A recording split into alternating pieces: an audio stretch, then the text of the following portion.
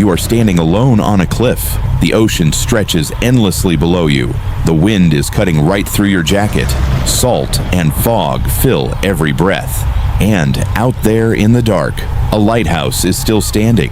It hasn't guided a single ship in over 30 years. Its light was officially shut down in 1987, but local fishermen, they still see it flash. Every night, after midnight, we went inside. This is Blackwater Point Lighthouse. This is where a man vanished without a trace. And this is where silence is never truly silent.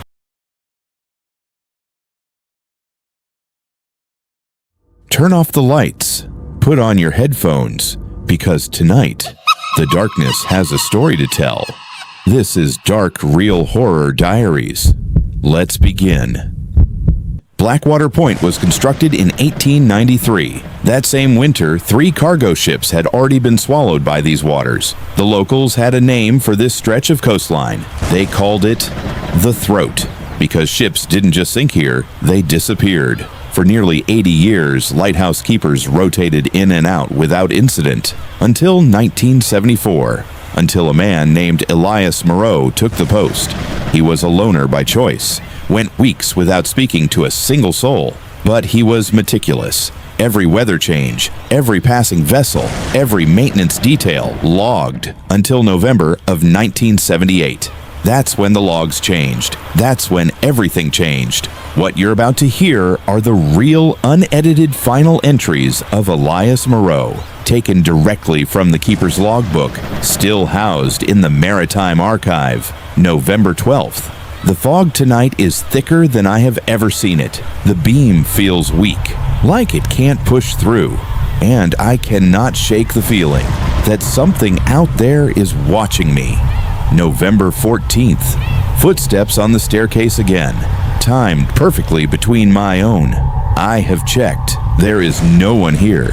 November 16th. The light flickers every time I turn away from it. I will not climb to the top tonight. And then the final entry. November 17th, 11:40 p.m. It is not the sea. It is not the wind. It wants the light. No entry after that. The supply crew arrived the next morning at 9 a.m. The door was bolted from the inside. They forced their way in. The light was still burning. The foghorn was still groaning over empty water. But Elias Moreau was gone. No body was ever recovered. No belongings were missing. No explanation was ever given. The official ruling: accidental fall into the ocean. But here's the thing. There was no storm that night. The sea was completely calm, almost unnaturally calm. We arrived during the day on purpose. We wanted to document every inch of this place before nightfall. From the outside, it looked abandoned: crumbling stone, rusted iron, cracked glass. But the moment we stepped inside, it didn't feel empty. Dust covered every surface, except for one path. A faint, clean trail circling the lantern room, as though someone was still walking it. Elias's boots were still by the door. His coat still hung on the iron hook. A plate sat on the small wooden table, half-eaten, preserved by decades of cold, salt air. On the spiral staircase railing, deep scratch marks. 5 lines, repeated over and over, like fingers dragging downward, or being dragged upward. And near the top of the lighthouse, we found something that never appeared in any police report: burn marks, perfectly circular, carved into the stone floor surrounding the base of the lantern, as if something had stood there, radiating heat from the inside out. We began setting up at 11:15 p.m. Thermal imaging, full-spectrum audio recorders, static night vision, calibrated EMF detectors. The ocean below was violent, crashing against the cliffs like it was trying to tear them apart. Wind screamed through the shattered glass panels. 11:52 p.m. An unnatural stillness started seeping through the walls. 11:57 p.m. Our EMF meter spiked, then dropped back to 0. 11:59 p.m. Temperature reading 58 degrees. 12 o'clock a.m. 49 degrees. No wind, no waves. Complete. Total silence. It felt like the world outside had simply stopped. 12:07 a.m. Our audio recorder picked something up, something none of us heard in real time. A whisper, faint, breathy, barely there. Don't. Our investigator, Marcus, suddenly stepped backward. He said he felt a hand brush across his shoulder. Nobody was standing near him. 12:13 a.m. The lighthouse bulb, disconnected from power for decades, flashed once. Dim, but real. The camera caught it on tape. A single pulse of pale yellow light. Then, absolute darkness again. 12:16 a.m. Footsteps echoed up from the staircase below. Slow, metallic, deliberate, ascending toward us. We counted them. 1, 2, 3, 14 steps. Then they stopped, exactly one floor below us. 12:22 a.m. The air pressure shifted. Our ears popped simultaneously. A cold spot materialized directly beside the lantern mechanism. The thermal camera revealed it instantly. A humanoid shape, colder than everything around it, standing right next to the light. We asked out loud, "Elias, did you want to leave this place?" The spirit box hissed. Static rolled through the speaker. And then, the light. We asked again, "What happened to you here?" The response came in broken fragments. "It took me below." And then, every single device shut off at the same moment. Complete blackout, pure darkness. Only the sound of breathing and the ocean, suddenly roaring again far below. When power returned, only seconds later, something had changed. In the curved reflection of the lantern glass, a silhouette.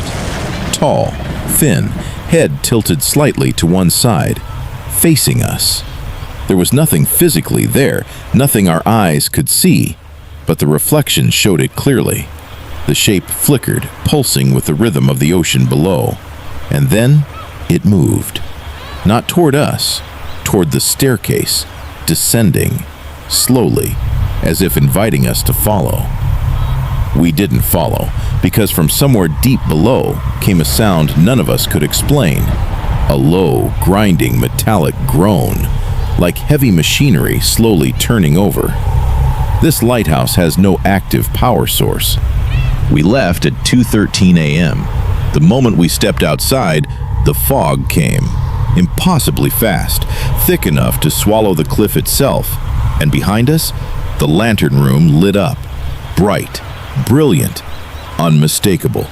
3 pulses of light aimed toward the open sea. Then 1 pulse, aimed directly at us.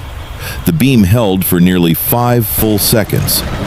Then it went dark, and the lighthouse fell silent, just like it has been for decades. So what was it? Was it Elias Moreau, trapped in an eternal loop of duty, still tending a light that no one needs? Or is there something older beneath these cliffs? Something that has always been drawn to the light?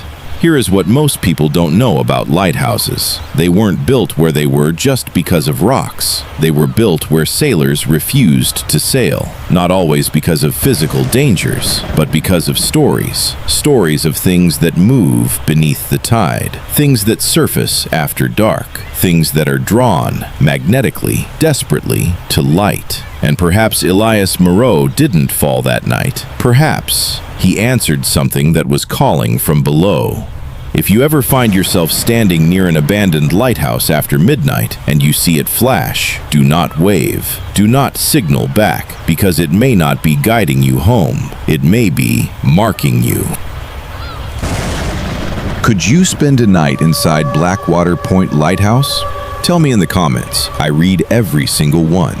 And if you know of an abandoned place you want us to investigate, drop it below. Our next location comes from you. Subscribe so you never miss a night like this. Hit the notification bell, because some things only happen after midnight. Remember, some lights are not meant to guide you. Some are meant to warn you.